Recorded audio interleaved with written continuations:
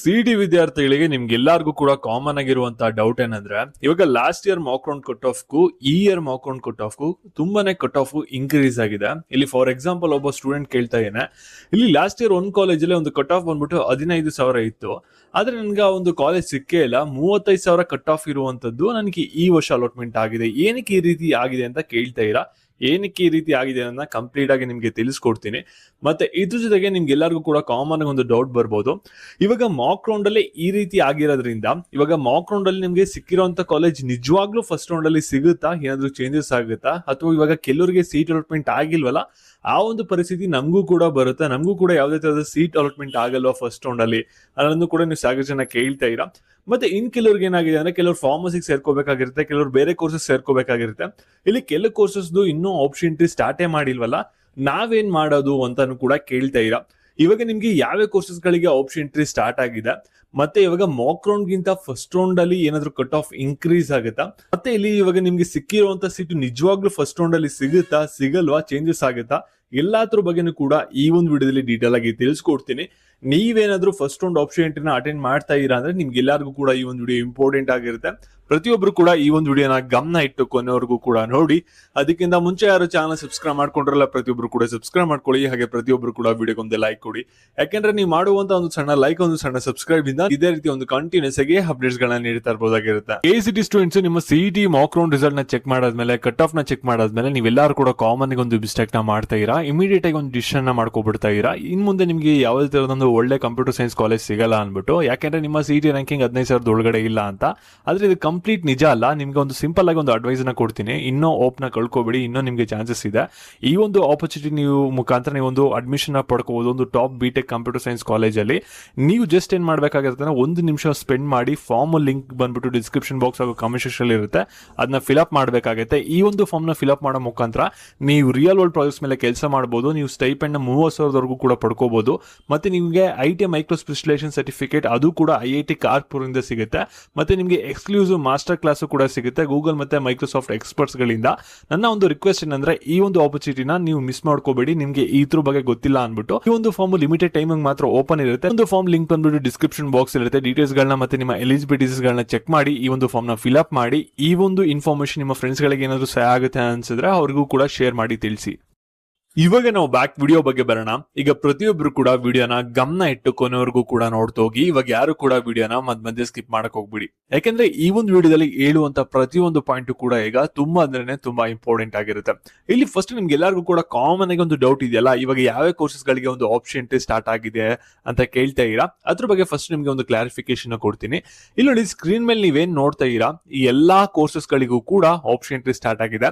ಇಲ್ಲಿ BSc nursing, BPO, BPT, allied health science, engineering, agriculture, farm science ಎಲ್ಲದಕ್ಕೂ ಕೂಡ. ಆದ್ರೆ ಫಾರ್ಮಸಿಗೆ ಇನ್ನೂ ಕೂಡ ಆಪ್ಷನ್ ಸ್ಟಾರ್ಟ್ ಆಗಿಲ್ಲ.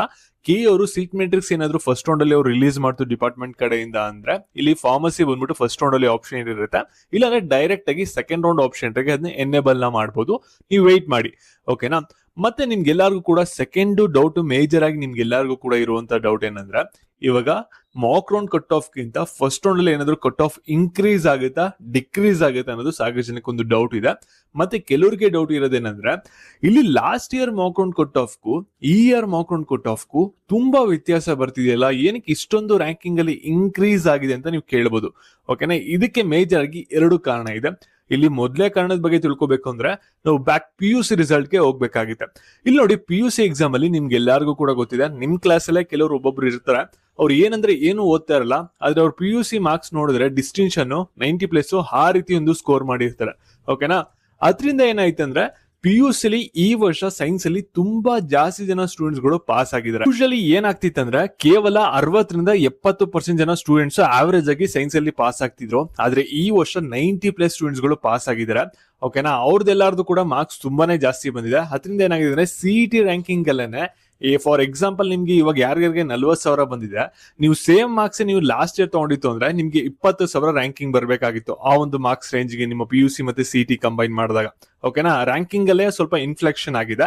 ಮತ್ತೆ ಎರಡನೇ ಕಾರಣ ಏನಂದ್ರೆ, ಇವಾಗ ನೀವು ಯಾವೊಂದು ಕೋರ್ಸ್ ಅಡ್ಮಿಷನ್ ಆಗ್ತೀರಾ ಅಂತ ಕೇಳಿದ್ರೆ ಎಲ್ಲಾರು ಕೂಡ ಇಂಜಿನಿಯರಿಂಗ್ ಅಲ್ಲಿ ನೀವೆಲ್ಲರೂ ಕೂಡ ಹೇಳೋದೇನಂದ್ರೆ ಕಂಪ್ಯೂಟರ್ ಸೈನ್ಸ್ ರಿಲೇಟೆಡ್ ಬ್ರಾಂಚಸ್ ನೇ ಹೇಳ್ತೀರಾ. Artificial intelligence, machine learning, data science ಈ ರೀತಿ ಕೋರ್ಸಸ್ ಗಳೇ ನೀವು ಹೇಳ್ತೀರಾ. ನಿಜ ಆಗಿದ್ರೆ ಎಸ್ ಅಂತ ಕಮೆಂಟ್ ಮಾಡಿ. 10ರಲ್ಲಿ 9 ಜನ ಎಲ್ಲಾರು ಕೂಡ ಕಂಪ್ಯೂಟರ್ ಸೈನ್ಸ್ ರಿಲೇಟೆಡ್ ಬ್ರಾಂಚಸ್ ಗಳನ್ನೇ ತಗೋತಾ ಇದಾರೆ.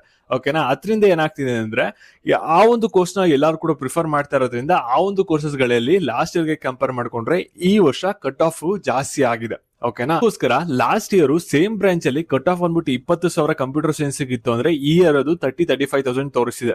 ಓಕೆನಾ. ಇವಾಗ್ಲೇ ಈ ರೀತಿ ಅಂದ್ರೆ ನೀವು 4 ವರ್ಷ ಇಂಜಿನಿಯರಿಂಗ್ ನ ಮುಗಿಸೋಷ್ಟರಲ್ಲಿ ಇನ್ಯಾ ಲೆವೆಲ್ ಗೆ ಕಾಂಪಿಟೇಷನ್ ಬೆಳೆದಿರುತ್ತೆ ಅನ್ನೋದನ್ನ ನೀವು ಇವಾಗ್ಲೇ ಯೋಚನೆ ಮಾಡ್ಕೋಬೇಕಾಗುತ್ತೆ. ಓಕೆನಾ. ನೀವೇನಾದ್ರೂ ಒಂದು ಮಲ್ಟಿಪಲ್ ಸ್ಕಿಲ್ ನ ಒಂದು ಕಮ್ಮಿ ದುಡ್ಡಲ್ಲಿ ಕಲಿಬೇಕು ಫಸ್ಟ್ ಇಯರ್ ಇಂದಾನೆ ಅಂದ್ರೆ ಇಲ್ಲಿ 360 ಅಕಾಡೆಮಿ ಅವರು ಪ್ರೊವೈಡ್ ನ ಮಾಡ್ತಾರೆ. ಅವ್ರದ್ದು ವಾಟ್ಸ್ಆಪ್ ಗ್ರೂಪ್ ಲಿಂಕ್ ಬಂದ್ಬಿಟ್ಟು ಡಿಸ್ಕ್ರಿಪ್ಷನ್ ಬಾಕ್ಸ್ ಇರುತ್ತೆ, ಅದಕ್ಕೆ ಜಾಯ್ನ್ ಆಗಿ ನಿಮ್ಮ ಕೌನ್ಸಿಲಿಂಗ್ ಎಲ್ಲ ಕೂಡ ಪ್ರಕ್ರಿಯೆ ಮುಗಿದ್ಮೇಲೆ ಒಂದು ವೆಬಿನಾರ್ ಮಾಡಿ ಕಂಪ್ಲೀಟ್ ಡೀಟೇಲ್ಸ್ ಗಳನ್ನ ಕೊಡ್ತಾರೆ. ಇವಾಗ ನಿಮ್ಗೆ ಎಲ್ಲರಿಗೂ ಕೂಡ ಕಾಮನ್ ಆಗಿ ಇನ್ನೊಂದು ಡೌಟ್ ಇದೆ. ಇವಾಗ ನಂಗೆ ಫಸ್ಟ್ ರೌಂಡ್ ಅಲ್ಲಿ ಒಂದು ಕಾಲೇಜ್ ಸಿಕ್ಕಿದೆ, ಸೆಕೆಂಡ್ ರೌಂಡ್ ಅಲ್ಲೂ ಕೂಡ ಅದೇ ಕಾಲೇಜ್ ಸಿಗುತ್ತಾ, ಮತ್ತೆ ಕಟ್ ಆಫ್ ಏನಾದ್ರು ಇನ್ಕ್ರೀಸ್ ಆಗುತ್ತಾ ಮಾಕ್ ರೌಂಡ್ ಗಿಂತ ಫಸ್ಟ್ ರೌಂಡ್ ಅಲ್ಲಿ ಅಂತ ನೀವು ಕೇಳ್ತೀರಾ. ಇಲ್ಲಿ ನೋಡಿ, ಡೆಫಿನೆಟ್ಲಿ ಮಾಕ್ ರೌಂಡ್ ಗಿಂತ ಫಸ್ಟ್ ರೌಂಡ್ ಅಲ್ಲಿ ಕೆಲವು ಕಾಲೇಜಲ್ಲಿ ಕೆಲವು ಕೋರ್ಸಸ್ ಗಳಲ್ಲಿ ಕಟ್ ಆಫ್ ಡೆಫಿನೆಟ್ಲಿ ಇನ್ಕ್ರೀಸ್ ಆಗುತ್ತೆ. ಇದನ್ನ ಬರ್ದಿಟ್ಕೊಳ್ಳಿ, ಕಟ್ ಆಫ್ ಅಂತೂ ಡಿಕ್ರೀಸ್ ಆಗಲ್ಲ. ಏನಕ್ಕೆ ಅಂದ್ರೆ ಇವಾಗ ನೀಟ್ ವಿದ್ಯಾರ್ಥಿಗಳು ಎಷ್ಟೊಂದು ಜನ ಸ್ಟೂಡೆಂಟ್ಸ್ ಗಳು ನಾವು ಫಸ್ಟ್ ರೌಂಡ್ ಆಪ್ಷನ್ ಡೈರೆಕ್ಟ್ ಆಗಿ ಅಟೆಂಡ್ ಮಾಡೋಣ, ಮಾಕ್ ರೌಂಡ್ ಅಟೆಂಡ್ ಮಾಡೋದ್ ಬೇಡ, ಎಕ್ಸಾಮ್ ಇದೆ ಅಂತ ಕೆಲವರು ಬಿಟ್ಟಿದ್ರು. ಓಕೆನಾ. ಅವ್ರದ್ದೆಲ್ಲಾರ್ದು ಕೂಡ ನಿಮ್ಗಿಂತ ಸ್ವಲ್ಪ ರ್ಯಾಂಕಿಂಗ್ ಚೆನ್ನಾಗಿರುತ್ತೆ, ಅವರೆಲ್ಲ ಕೂಡ ಎಂಟರ್ ಆಗ್ತಾರೆ. ಅದರಿಂದ ಏನಾಗುತ್ತೆ ಅಂದ್ರೆ ಕೆಲವು ಕೋರ್ಸಸ್ ಗಳಲ್ಲಿ ಕೆಲವು ಕಾಲೇಜಲ್ಲಿ ಕಟ್ ಆಫ್ ಅಂತೂ ಇನ್ಕ್ರೀಸ್ ಆಗುತ್ತೆ. ಓಕೆನಾ. ಮತ್ತೆ ನಿಮ್ಗೆ ಎಲ್ಲರಿಗೂ ಕೂಡ ಇನ್ನೊಂದು ಡೌಟ್ ಇದೆಯಲ್ಲ, ಮಾಕ್ ರೌಂಡ್ ಅಲ್ಲಿ ಒಂದು ಕಾಲೇಜ್ ಸಿಕ್ಕಿದೆ, ಸೇಮ್ ಅದೇ ಕಾಲೇಜ್ ಬಂದ್ಬಿಟ್ಟು ಫಸ್ಟ್ ರೌಂಡ್ ಅಲ್ಲಿ ಏನಾದ್ರು ಸಿಗುತ್ತಾ ಅಥವಾ ಚೇಂಜಸ್ ಆಗುತ್ತೆ ಅಥವಾ ಸೀಟೇ ಸಿಗಲ್ವಾ ಅನ್ನೋದು ಸಾಕಷ್ಟು ಜನಕ್ಕೆ ಡೌಟ್ ಇದ್ದೇ ಇರುತ್ತೆ. ಬಗ್ಗೆ ನಿಮ್ಗೆ ಒಂದು ಕ್ಲಾರಿಫಿಕೇಶನ್ ಕೊಡೋದಾದ್ರೆ ಇದು ನಿಮ್ಗೆ ಡಿಪೆಂಡ್ ಆಗೋದು ನೀವು ಆಪ್ಷನ್ ನ ಯಾವ ರೀತಿ ಮಾಡಿದಿರಾ ಅನ್ನೋದ್ರ ಮೇಲೆ. ಓಕೆನಾ. ನೀವು ಫಸ್ಟ್ ಒಂದು ಆಪ್ಷನ್ ಅಲ್ಲಿ ಇಲ್ಲಿ ಯಾರಿಗೆ ಸೀಟ್ ಅಲಾಟ್ಮೆಂಟ್ ಆಗಲ್ಲ ಅಂದ್ರೆ, ಇಲ್ಲಿ ಫಾರ್ ಎಕ್ಸಾಂಪಲ್ ನೀವು ಒಂದು ಆಪ್ಷನ್ ಗೆ 30 ಕಾಲೇಜಸ್ ಗಳನ್ನ ಕೊಟ್ಟಿರ್ತೀರಾ, ಕಟ್ ಆಫ್ ನೋಡ್ಕೊಂಡು ಕಟ್ ಆಫ್ ಕಮ್ಮಿ ಇರುವಂತ ಕಾಲೇಜಸ್ ಗಳನ್ನ ಫಸ್ಟ್ ಕೊಟ್ಟಿರ್ತೀರಾ, ಜಾಸ್ತಿ ಇರುವಂತ ಕಾಲೇಜ್ ಗಳನ್ನ ಲಾಸ್ಟ್ ಅಲ್ಲಿ ಕೊಟ್ಟಿರ್ತೀರಾ ಮಾಕ್ ರೌಂಡ್ ಅಲ್ಲಿ. ಇಲ್ಲಿ ಮಾಕ್ ರೌಂಡ್ ಅಲ್ಲಿ ಏನಾಗುತ್ತೆ ಅಂದ್ರೆ ನಿಮ್ಗೆ ಸೀರಿಯಲ್ ನಂಬರ್ 29ನೇ ಕಾಲೇಜ್ ಅಲಾಟ್ಮೆಂಟ್ ಆಗಿರುತ್ತೆ.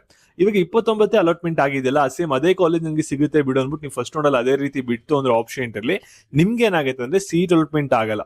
ಓಕೆನಾ. ಯಾಕಂದ್ರೆ ಕಟ್ ಆಫ್ ಸ್ವಲ್ಪ ಇನ್ಕ್ರೀಸ್ ಆಯ್ತು ಅಂದ್ರೆ ಫಸ್ಟ್ ರೌಂಡ್ ಅಲ್ಲಿ ಅಂದ್ರೆ ನಿಮ್ಗೆ ನೆಕ್ಸ್ಟ್ ಏನು ಕೂಡ ಕಾಲೇಜಸ್ ಇರಲ್ವಲ್ಲ ಅಲಾಟ್ಮೆಂಟ್ ಮಾಡಿ ಕೊಡಕ್ಕೆ, ಅದಕ್ಕೋಸ್ಕರ ನಿಮ್ಗೆ ಏನಾಗುತ್ತೆ ಅಂದ್ರೆ ಸೀಟ್ ನಾಟ್ ಅಲಾಟೆಡ್ ಅಂತ ಬರುತ್ತೆ. ಇಂದ ನೀವ್ ಏನ್ ಮಾಡ್ಬೇಕಾಗುತ್ತೆ ಅಂದ್ರೆ ನೀವು ಸ್ವಲ್ಪ ಜಾಸ್ತಿ ಕಾಲೇಜಸ್ ಗಳನ್ನ ಫಸ್ಟ್ ರೌಂಡ್ ಆಪ್ಷನ್ ಗೆ ಆಡ್ ಮಾಡ್ಬೇಕಾಗುತ್ತೆ. ಓಕೆನಾ. ಮಾಕ್ ರೌಂಡ್ ಕಟ್ ಆಫ್ ನೋಡ್ಕೊಂಡು.